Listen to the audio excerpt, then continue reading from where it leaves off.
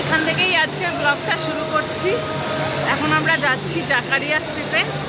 এখন মেট্রো করে বেলগাছিয়া থেকে এমজি রোড যাব। এই আমরা সবাই এসেছি এখন।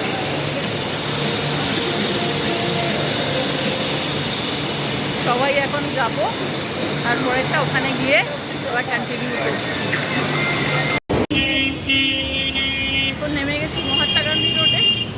মহাত্মা গান্ধী রোড থেকে একটু এগিয়ে যাব, তারপরেই আমাদের ডেস্টিনেশনে আমরা চলে যাব। নাখোদা মসজিদের ছত্রছায়ায় দাঁড়িয়ে থাকা এই জাকারিয়া স্ট্রিট হাজি নূর মোহাম্মদ জাকারিয়া নামক এক ব্যবসায়ী নামানুসারে এই জায়গাটির নামকরণ হয়।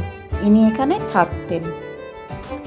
চলে এলাম বহু প্রতীক্ষিত জাকারিয়া স্ট্রিটে। এবার আস্তে আস্তে করে এটার ভেতরে ঢুকছি।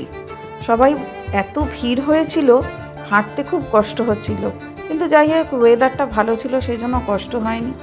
চারদিকে এত খাবারের পসরা সাজিয়ে বহু দূর দূরান্ত থেকে ব্যবসায়ীরা তাদের নিজেদের খাদ্যদ্রব্য বিক্রি করতে এখানে আসে। প্রত্যেক বছরই এটা হয়। বিভিন্ন ধরনের সিমাই, বিভিন্ন কাবাব, রোল, বিভিন্ন ধরনের খাবার এখানে পসরা। এটা হচ্ছে পাকিস্তানি চিকেন ফ্রাই। কি? Pakistani chicken fry. Pakistani chicken fry. দেখুন, আপনি যদি খাদ্যরসিক হয়ে থাকেন, এখানে গেলে কিন্তু আপনি মাথা ঠিক রাখতে পারবেন না, নিজেকে কিছুতেই আপনি ধরে রাখতে পারবেন না, আমি 100% শিওর। এইবারে চলে এলাম পেয়ারে কাবাব খেতে। খুব সুন্দর ছিল, নরম তুলতুলে কাবাব। শুনেছি এটা রাজা মহারাজাদেরও খুব প্রিয় ছিল।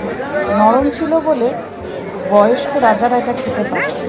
এটার টেস্টও খুব সুন্দর, অসম্ভব ভালো। গরম ছিল কিন্তু খেতে সেই লেভেলের টেস্ট ছিল। যাই হোক, সবাই এটা খুব আনন্দ করেই খাচ্ছিলাম।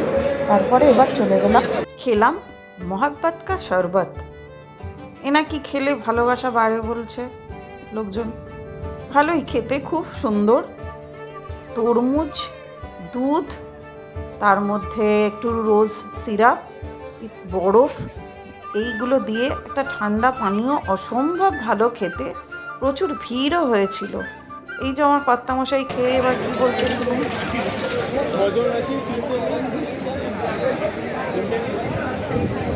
নামটা কি? এরপরে চলছে বিভিন্ন ধরনের পরোটা তৈরির প্রক্রিয়া।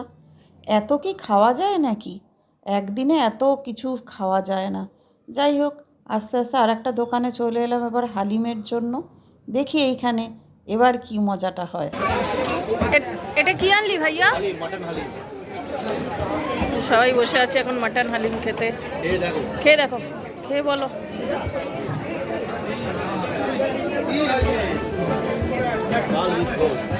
কেমন। ভালো।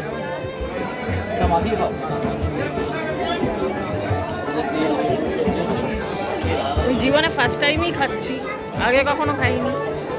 আমরা এখনো খেয়েছিস? এখানে একটু কেমন লাগছে?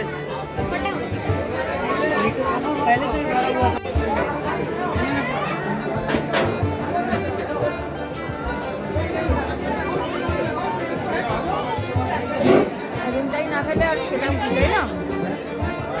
খুব সুন্দর করে খাই।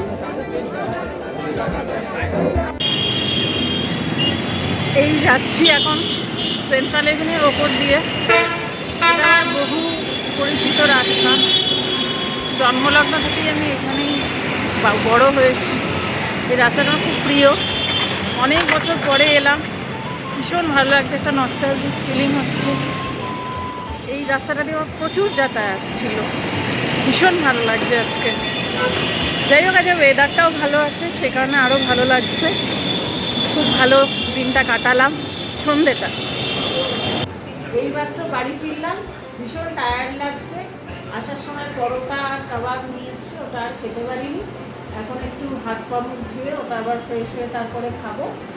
আজকের মতো এটুকুই থাক। আবার নেক্সট অন্য কোনো ব্লগে অন্য কোনো দিন আবার দেখা হবে। গুড নাইট, সবাই ভালো থাকবে।